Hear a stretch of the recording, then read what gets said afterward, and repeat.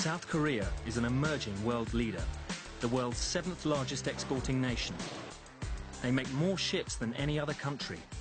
If we look at Korea today, it is emerging at such a pace that it's almost blindsiding some people right now. They're exporting more memory chips and display panels than anyone else on Earth. People who know this country view it the same way as we do, that it is a very dynamic, very energetic, hard-working country. They're designing brand new transport systems. South Korea has developed at an extraordinary rate. And a lot of that is to do with the fizzing energy, the frenetic pace of the economy, and the sheer energy that people are willing to invest in it. And they're creating world-class art, cinema, and music. It's exciting for music to be such a big part of culture here. In the last 100 years, South Korea has been invaded, subjugated, and divided.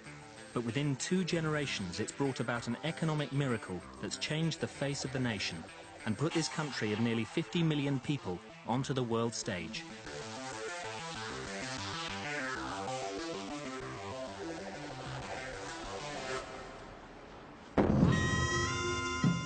In the 7th century, 3 kingdoms came together to form Korea.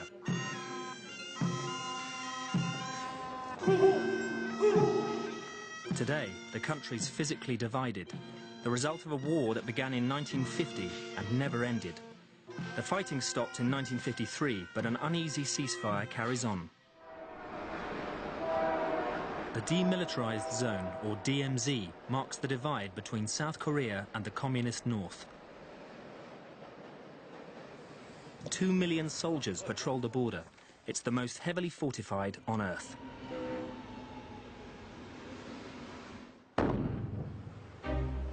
Sitting at the end of a peninsula, South Korea is the size of Kentucky, with Japan to its east and China above North Korea. In less than 6 decades, South Korea has risen like a phoenix from the ashes to become an economic powerhouse with ambitions to match. On the international stage, it's hosted an Olympic Games, co-hosted the World Cup, and in 2010, it became the first Asian nation to host a G20 summit. President Lee Myung-bak welcomed the world's leaders to discuss economic and social issues. 구체적인 성과를 도출하기 위해서 노력할 것입니다. In the United States, where we're on track to cut our deficit. It put his country at the top table of international politics and highlighted the differences between the 2 Koreas. Koreans by nature are optimistic people. We couldn't have survived the war and the poverty had we not been optimists. But I think with one big caveat, that we have a huge challenge looming over the horizon that most of our peers in the G20 don't have. And that is the challenge of what to do with North Korea. We have the fear that this might lead to another conflict that destroys everything achieved. They've broken the armistice on numerous occasions. Most recently, the unprovoked sinking of one of our naval vessels, the artillery shelling without provocation of Yeonpyeong Island, the harassment, the threatening. All of this casts a very long, dark, uncomfortable shadow over South Korea. North Korea remains a secretive, totalitarian state. Run by a dynastic family who've controlled it since the ceasefire, it has one of the world's largest standing armies.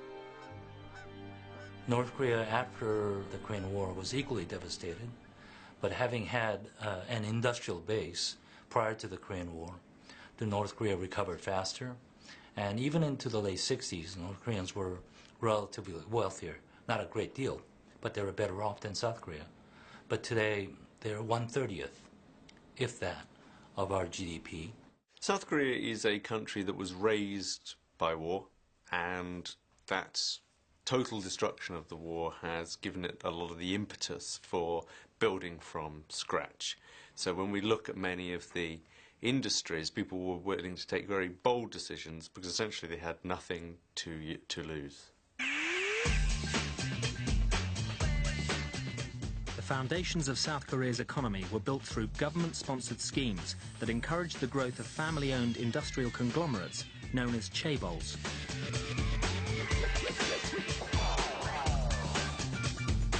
Two of the most globally significant chaebols that have dominated the country's economy are Lucky Gold Star, or LG as it is today, and Samsung.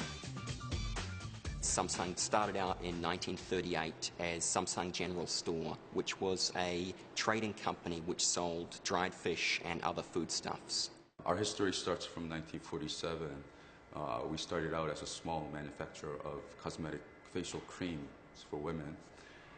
And then we ventured into other industries such as plastic materials, healthcare products, household goods, electronics. After the devastation of the Korean War in the 1950s, Samsung began to move into new business areas to help rebuild the Korean economy. Some of those included, for example, textiles and sugar refineries. Now, by the late 1960s, Samsung began to move into the electronics industry.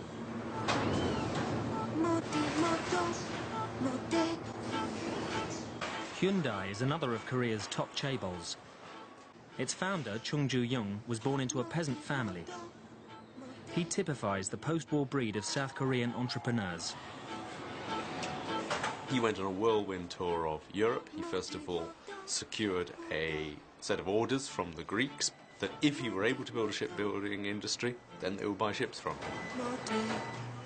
Predicated on that, he then travelled to London, where he met a, first of all, rather sceptical Barclays Bank and told them that the Koreans would build ships. And something about the charisma of the man persuaded Barclays that they should fund his project. And from nowhere he went back down to the small fishing town of Ulsan, built dockyards, started building ships, and before long, the Koreans were the biggest shipbuilders in the world.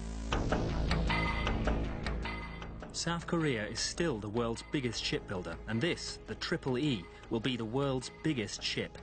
South Korea is making 10 of them, costing $1.9 billion.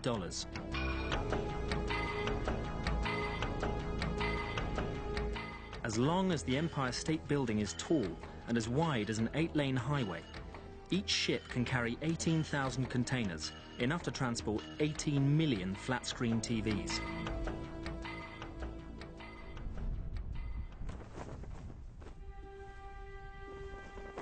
While the economy has grown exponentially, South Korea's political journey toward democracy has been more tumultuous. A combination of military rule, dictatorship, corruption trials and assassination has dogged the country. The effects of this political instability can be seen even today, when its parliamentarians disagree in a spectacular fashion. South Korea's industrial rise has been less volatile, but no less challenging. Heavy industry and labour-intensive industry like textiles were the nation's mainstay in the 1970s. But its neighbour Japan had an unbeatable reputation for cars, electronics and desirable gadgets. South Korea wanted what they had. In the early days, it's got to be admitted that Korea had a rather shady past in its relationship with Japan, that over the weekends, Japanese technicians would make a bit of extra money by coming over and selling secrets to the Koreans. Korea became a master of the copycat technology, but that doesn't mean that it isn't innovative. It becomes very powerful at using its control of management, of costs, of production systems, to be a very powerful, what it calls fast follower. The speed of South Korea's catch-up in the 1980s was meteoric. It became one of the tiger economies of Asia and a magnet for money. Investment in the economy was huge, both from abroad and at home. But by the late 1990s, the relationship between the banks, the chaebols and the government created an investment bubble. In 1997, that bubble burst, and South Korea was bankrupt.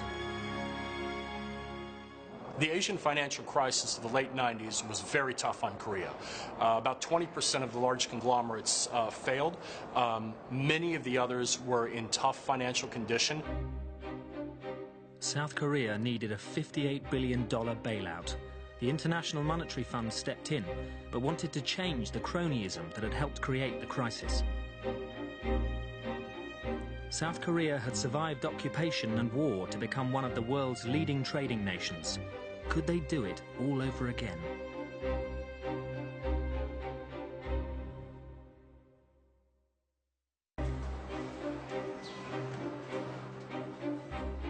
Looking at the gleaming cars rolling off this Hyundai production line at a rate of 12,000 a day, it's hard to believe that 14 years ago, South Korea was bankrupt.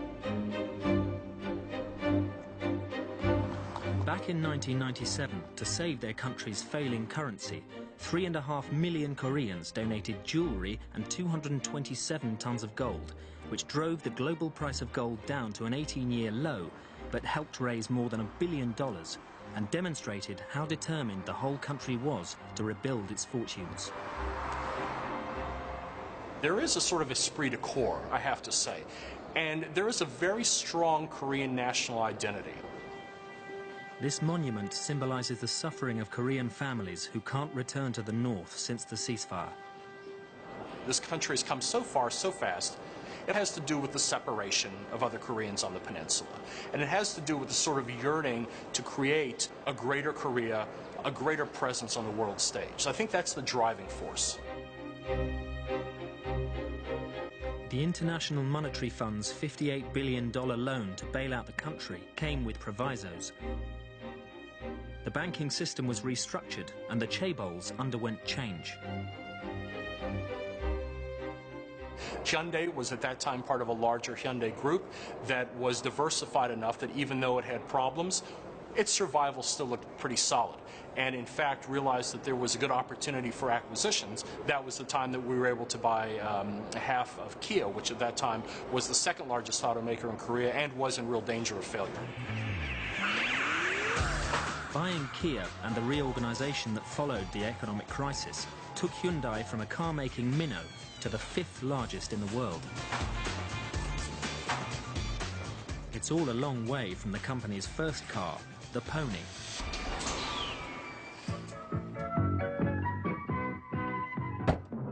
There was kind of a kit of parts. It was almost a United Nations of vehicles. The manufacturing and the engineering know-how came from the UK, the design came from Italy, the engine came from Japan.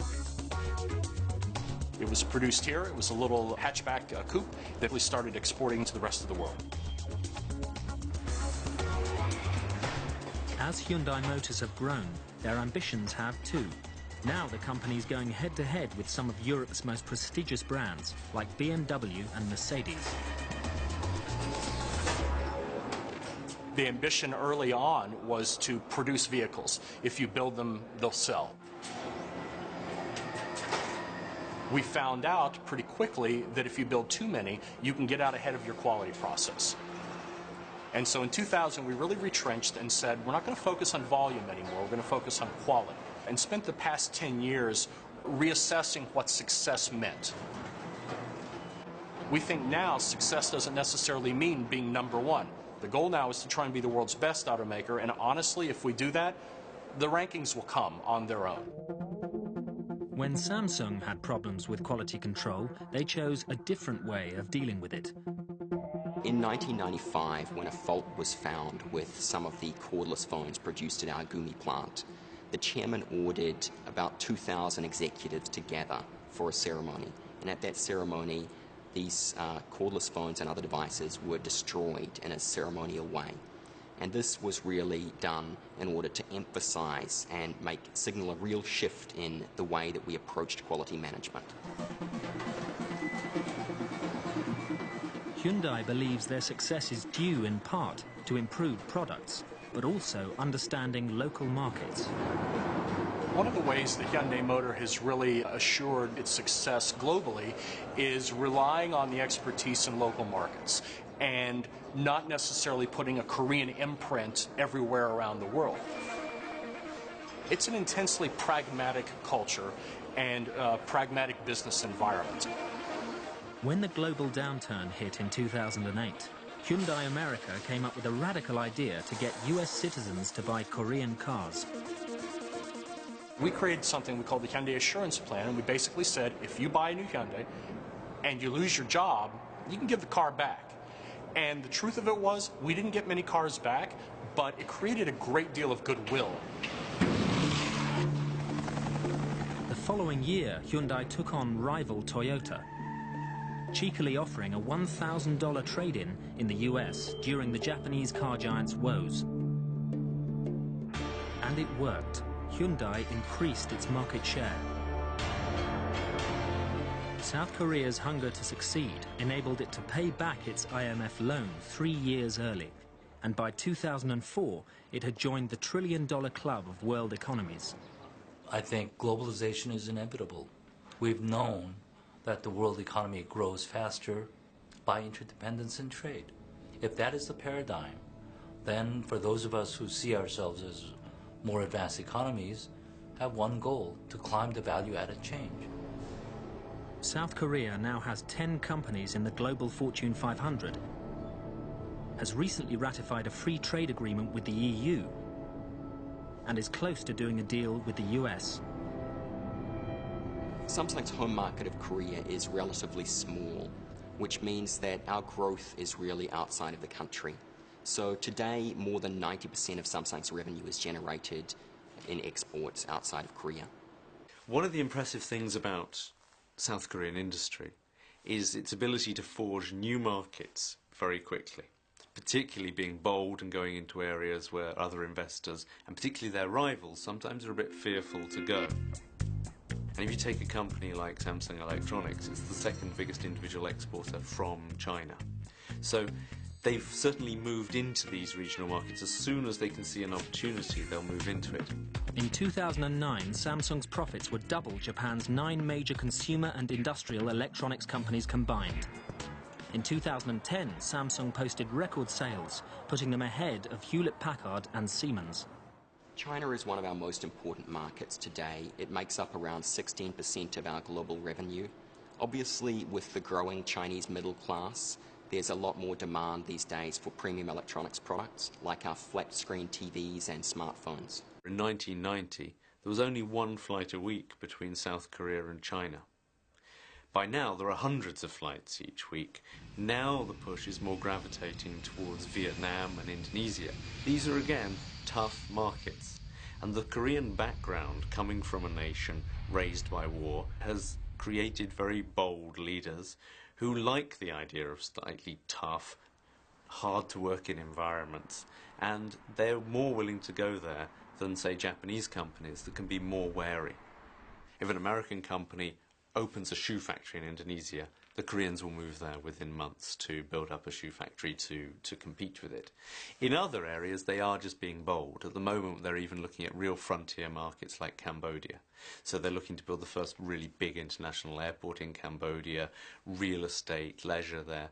They're outstripping the Chinese at the moment in the amount that they're investing into Cambodia.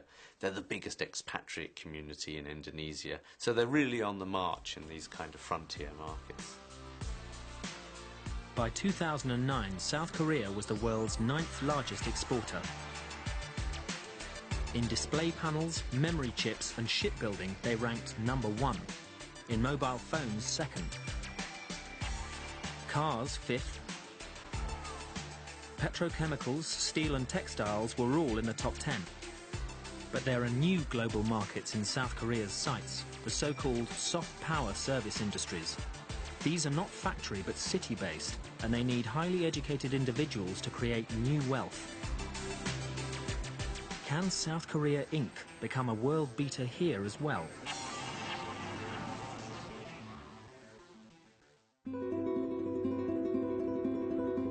Just 60 kilometers from the border with North Korea, Seoul changed hands 4 times during the Korean War. Like South Korea's economy, it has been rebuilt and expanded, and is now one of Asia's international business hubs. Seoul's ambition is to compete with destination cities like New York or Paris.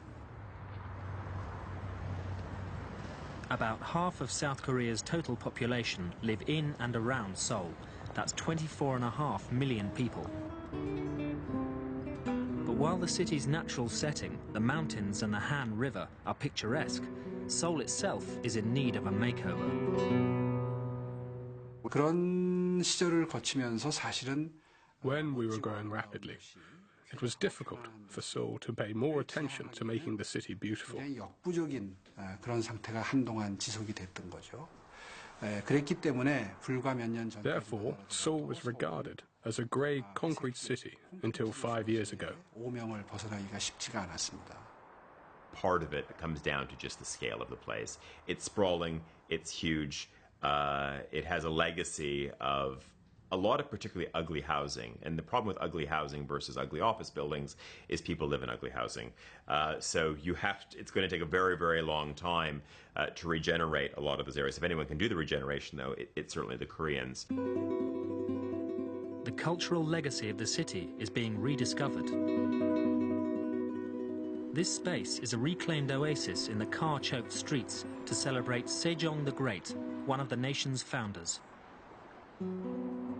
This is the latest construction in the city's $102 billion project to make Seoul a design capital. 동대문 농장 터에 만들고 있는 DDP를 예를 들 수 있습니다. 그 공간은 We are currently building DDP on the land where Dongdaemun Stadium stood. The site has historical significance because there are the remains of a fortress wall and an army from the Chosun dynasty. 공간인데 This landmark building will house design-based businesses and become the fashion hub for South Korea. The site it sits in will be a green space in the city. 야구장과 축구장으로 쓰이던 공간인데요. 과감하게 We made a far-reaching decision to tear down the two stadiums and excavate the site to reveal our history from centuries ago. 살려서 지금 역사 문화공원으로 만들어놨거든요. 그리고 거기에 이어 Now there is a history and cultural park of Seoul. 이 건축물은 지금까지 구현된 적이 없는 아주 Above the park, we are building a design plaza. We have employed cutting-edge architectural technologies to build this innovative design. 건축물이 지금 만들어지고 있습니다. Something else Seoul is determined to change is its traffic problem. South Korea wants to become the world's 7th green power within a decade. KAIST, the Korean Advanced Institute of Science and Technology, are developing a transport system to help them achieve that goal.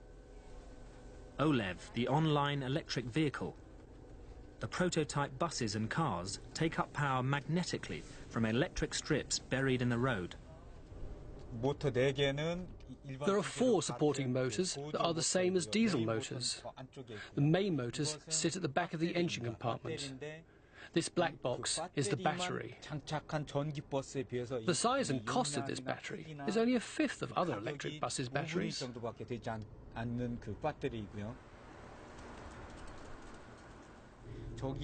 The screen over there has a green indicator for drawing the charge and a yellow one for recharging the battery. OLEV could change urban transport worldwide. And if 50% of Koreans switch to OLEV, the country could reduce its oil imports by 35 billion barrels a year. 운행되는 노선의 한 3분의 1 정도. Only a third of the route needs to be capable of recharging. This system is a dream come true. 운행될 수 있는 정말 꿈과 같은 그러한 시스템이죠. From a country that was a fast follower, this South Korean innovation is set to challenge the rest of the world within the next few years. 이러한 변화들이 아마 I think we will amaze the world with this innovative advance in transportation. 세계에 퍼져나갈 수도 있다고 저는 생각을 합니다. While South Korea's industry has been focused for 60 years on exports, the city's tourism boss is focused on importing visitors. It's a green city, and we've been attracting hordes of tourists. In 1980, we had 1 million visitors, or not quite. 10 years later, it became 3 million. And last year, 2010, we had almost 9 million. One of the great challenges for South Korea right now is that it is bottom of all league tables when it comes to Asian tourism. Tourists don't want to go to South Korea. They want to transfer through the airport. They want to use its airlines. They don't necessarily want to get off the plane. We've invested a lot of time, energy, and money. The result is Incheon International Airport, Seoul's International Airport, has been voted the world's #1 airport for 6 years in a row. South Korea is not yet in the ranks of Asia's top destinations, but it has plans to tempt the world's travelling consumers.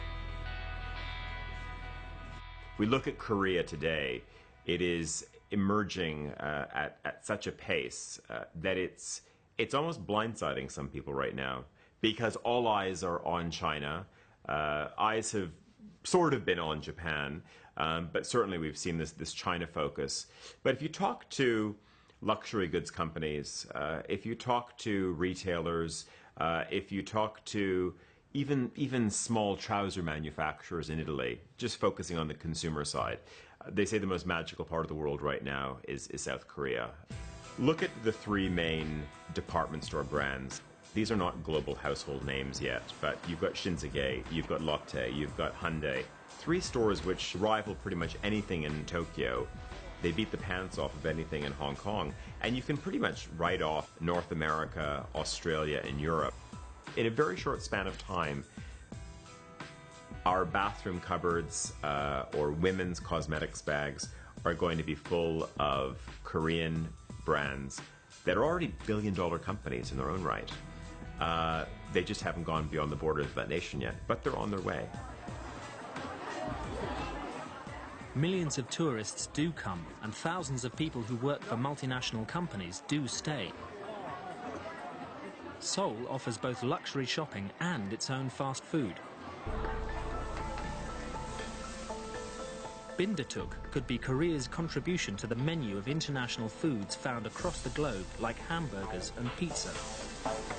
There are 3 or 4 things that the Koreans do incredibly well, which are also quite easy to transfer into a fast food format. Here is something which is taking fresh ingredients and mixing them together, and you've got the wonderful taste and the ease of Korean pancakes. 우리나라에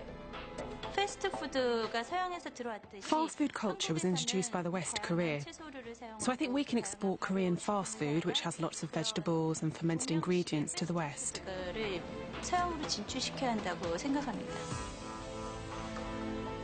I think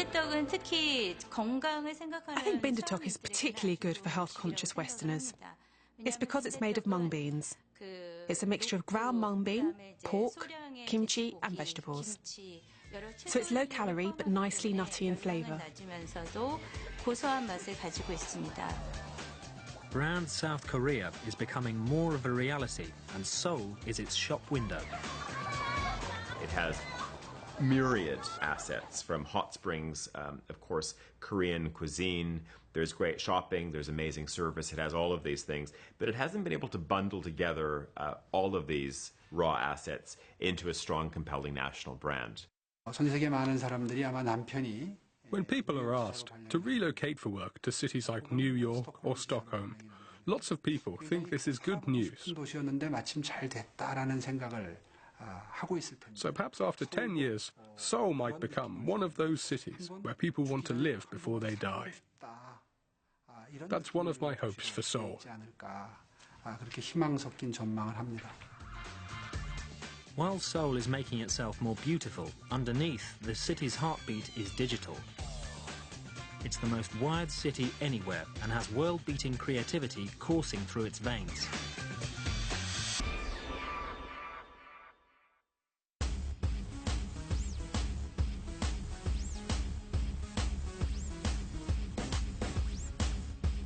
Korean pop, K-pop, has taken Asia by storm, and now its stars are becoming big in the West. The Hallyu, the Korean wave, is a cultural phenomenon, and in the global soft power stakes, it's been called the country's biggest weapon. When you look at raw soft power, those assets that can't be bought but are instantly loved and embraced by people around the world, the Koreans have understood how to export those things in spades. K-pop and now Hollywood film star Rain is one. He's been selected as one of People magazine's 100 most beautiful in the world. And film director Park Chan-wook, an award winner at Cannes, has Quentin Tarantino as a fan. And girl groups like Wonder Girls and Girls' Generation have gone international, making millions in export revenues. The K-pop has definitely become a bigger influence than it was like 5 or 10 years ago. So it's exciting for music to be such a big part of culture here.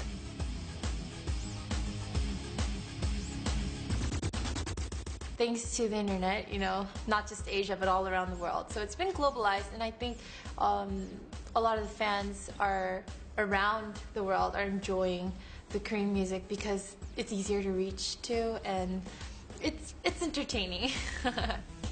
When you talk about exports, what gets out there quickly, what gets out there quickly in a wired world? Well, then we're talking about film, and we're talking about music, and we're talking about television. As well as K-pop, Korean soap operas, miniseries and films have won a huge following in Asia and across the world. Lee Byung-hun, star of Hollywood's G.I. Joe, has joined the ranks of other famous Koreans like Daniel Dae Kim and Kim Yoon-jin from US TV's Lost. And Koreans are making an impact in sport as well, like Olympic skater Kim Yoo-na, golfers KJ Choi and Pak Se-ri, and footballer Park Ji-sung, who plays for the world-famous Manchester United. I think the great appeal of South Korean culture from a pop culture point of view is, it sounds odd, but it's neutrality. I mean, the Koreans have become the acceptable, loved face of Asia. So if you are in Malaysia, you happen to love these Korean pop groups. You know, if you're in Japan, you love those dramas. And if you're in Thailand, you like those actors and actresses. It's not only mass culture that has surfed the Korean wave. Korean art has gone mainstream in capital cities across the globe. The renowned Saatchi Gallery will show only Korean art when the 2012 Olympics is in London. Historically, South Korea is more worldly because its people are part of the cultural exchange. I think if you look at the current creative boom that's coming out of South Korea, it's benefited from two things. One is the enormous Korean diaspora around the world, and that's Koreans in Australia, the US, Canada, the United Kingdom. I think the other side, though, is education, just the sheer number of Koreans who go abroad to study. And what that brings them is a number of things. It's just exposure to different markets. You know, it delivers an understanding of how other people think, what makes other consumers tick. Per capita, there are more South Koreans studying in America than from any other country. In the 60s, during South Korea's political unrest, hundreds of thousands had emigrated to the US, but now many Korean Americans want to come back. Many of them settled in the U.S., and we now even have hundreds of thousands of young people in their 20s and 30s in the U.S. who are very Americanized, somewhat global, who want to come back home.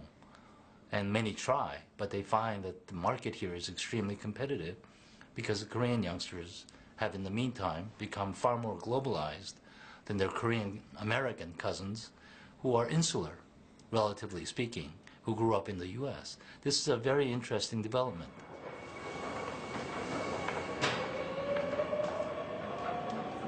Another reason South Korea is so globally in tune is that the country is a trailblazer for high-speed internet. 81% of the population are wired to broadband. Seoul calls itself the most wired city on Earth, and even in the subway there is connectivity.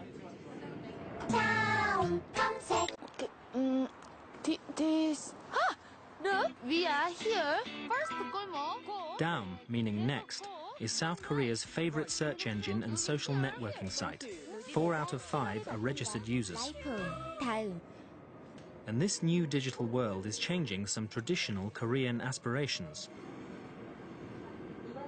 과거에는 이제 한국에는 그런 풍습이 있습니다. 그러니까 돌 첫 번째 생일이 되면 Traditionally, on a Korean baby's first birthday, it's encouraged to pick up something from the party table. 아이가 그것을 잡게 합니다. They put out things like money. 잡았을 때 그 아이의 미래를 같이 점치면서 이제 축하해주는 가령 예를 들면 아기가 이제 돈을 If the baby selects money, it will become a business tycoon. 축하를 해주는 것이 있었는데요. Recently, parents have started putting down a computer mouse, so if the baby picks it up, they'll succeed in IT. IT 업계에서 이제 큰 일을 하게 될 것이다. You see, the internet is so widely used that it's even changing our traditions. 인터넷이 사람들의 생활 속에 녹여들면서 사소한 풍습들을 바꿔나가는 걸 볼 수 있습니다.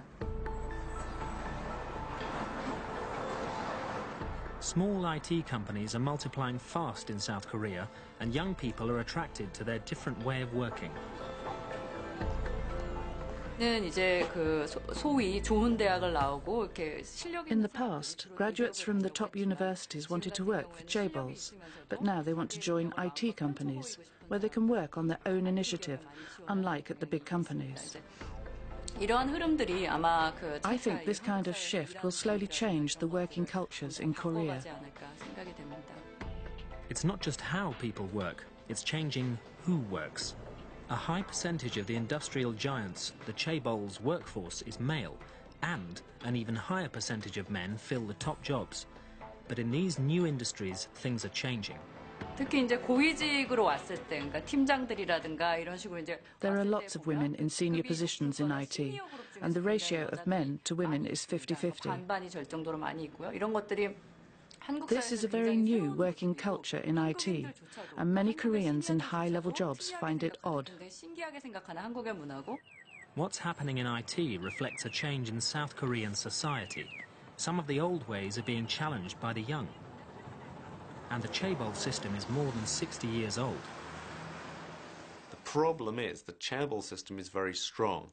So if you get a dynamic little middle-order company, it will either get broken down by the chaebol in the sense that it's a supplier to the chaebol, so the chaebol will start to demand tough terms from it and it will feel pressured financially. On the other hand, if it's doing really well, a chaebol will just buy it.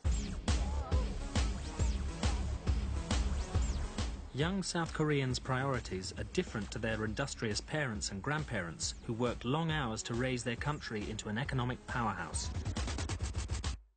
And soft power is accelerating the speed of that change.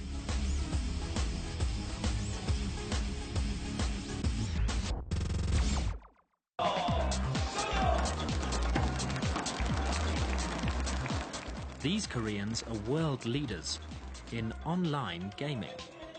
They're e-sport players, competitive video gamers, and in South Korea it's big business. A byproduct of the broadband boom, some 17 million Koreans are gamers, and hundreds of thousands watch their heroes in action. E-athletes pitch their skill at obliterating opponents, whether they're in the same room or across the globe.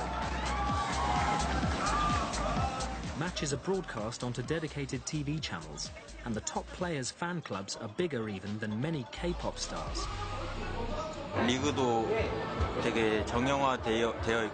Koreans love e-sport because we have a professional league and e-sport athletes are very competitive. With so many fans, I hope that e-sport can get even bigger. Born in a digital age, young Koreans expect instant gratification. Especially the younger generation are used to speed. They're speed addicts. When they turn on their computer, they want it to boot instantly. 30 seconds is too long. They want to be everywhere all at once, unless we're able to provide services that take these young people where they want to be very, very quickly, either in cyberspace or in real space. We have problems. South Korea wants its young people to be as nationally proud and committed as their parents are to the enormous advances the country has made. But there are problems. Its infrastructure, education, politics and law still lag behind the best in the world. President Lee Myung-bak has reform on the agenda, but the speed of change has been questioned. And a lot of Koreans really mistrust their political elite, their judiciary, even their own military. So there are lots of areas where the Koreans still feel that reform is needed. The problems are very clearly diagnosed, even by the government itself, but they feel that there's only very, very tepid reforms being pushed to try and change those institutions. Socially, there was a great deal of pent-up resentment at government policies that didn't seem to provide for increasing amounts of welfare for the population as a whole. That is changing. The Korean government's public welfare budget has increased dramatically in the last decade and a half, where today it takes up the lion's share. This big industrialization, though, does have a dark side to it, because although Korea could be incentivized to work like this, it became almost a compulsive working society. People became addicted to their work, and in many ways they still are. In modern era, one expression has become synonymous with Korean character, 빨리빨리. It's a hurry, right? It's been a hurry culture with its positive and pejorative connotations. I think we have learned from this. A lot of these things we have achieved in such a short period of time is because of hurry and 빨리빨리 culture. For Korea to move forward in some ways, it needs to take a step back. Its education system and its companies are locked into a certain way of thinking, of rote learning, of mass production, and there needs to be a sense of how do we incorporate creative thinking, innovation, different types of companies into our economy? How do we allow the middle order, more innovative companies to stand on their own and not be eaten by the chaebol? But even as they begin to address their social problems, South Korea's political ambitions are starting to be realized. When President Lee Myung-bak hosted the G20 in 2010, the country believed it was time they were recognized as one of the world's developed nations, but with an awkward history. Because of North Korea always sitting there looming on the border, South Korea has always wanted to be known for, first of all, its democratic triumph and throwing off a military dictatorship at the end of the 1980s that then was almost celebrated by the Olympics. Then, later in 2002, we have the World Cup shared with Japan, which they saw as another great coming out festival, which again so upset North Korea that they tried to upset it with a naval battle off the coast at the same time. And then, more recently, last year, we had their presidency of the G20. At the G20, the South Koreans presented an initiative suggesting a different way to give aid to underdeveloped countries. And the head of the IMF praised Korea for its intellectual leadership. Now, we spent a lot of time in the history of Korea looking at Korea as a nation that was a fast follower, that was master of catch-up or being a copycat. So when he went out and praised some of the economists from Korea as being intellectual leaders, that was something new. I think over the next decade, we're certainly going to see more and more spheres of life where the Koreans are giving leadership, ideas and creative thinking, fields where we haven't even seen them before.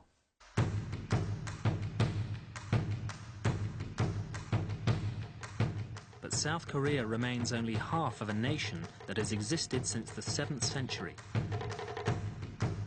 Could it be in this century that it unifies with the North? There are many optimists who think that the unification could actually be the shot in the arm that the South Korean economy has always needed. That there's going to be a cheap workforce, there's going to be room for development of South Korean factories up north, that always South Koreans are looking for that point of comparison with Japan. Will unification be the thing that gives us that extra fillip and brings us up to the level that the Japanese are at? Even without unification, to progress and get that competitive edge, South Korea needs its trademark on products to be as nationally strong as French perfume, German cars, and Japanese technology. Once upon a time, Samsung, they fought purely on price. Now they fight on design and service. It is our technology that made your life smart. we're now approaching what I sort of see as the third Korean wave. If the first Korean wave was LG, Samsung arriving in our households, more Hyundai vehicles and Kia showing up on the street, if the second wave was the K-pop boom, the soap opera boom, let's say the whole soft power boom that we've seen from South Korea, the third wave is going to be an industrial and brand one. And what we're about to witness are Korean brands hitting every other part of our daily life. After 60 years of near relentless growth, does South Korea feel it has achieved its goal? And is there more to come? On the whole, I think South Koreans today, in 2011, feel relatively comfortable economically. There isn't a great deal of discontent in their lives. They worry about North-South Korean relations. They worry about the environment. They worry about the scarcity of resources. They worry about their children. But these are the worries of a relatively affluent, relatively comfortable economy anywhere on this planet. The only distinction, I think, is that the Koreans may be still a bit more hungry than the wealthier European countries or North American countries. Now is an interesting time to be Korean and see how well South Korea can fulfill its promise of great things to come. Everything points to a vibrant country that has married the best of both Western and Asian culture in a free market economy, and it could well make South Korea the nation to watch.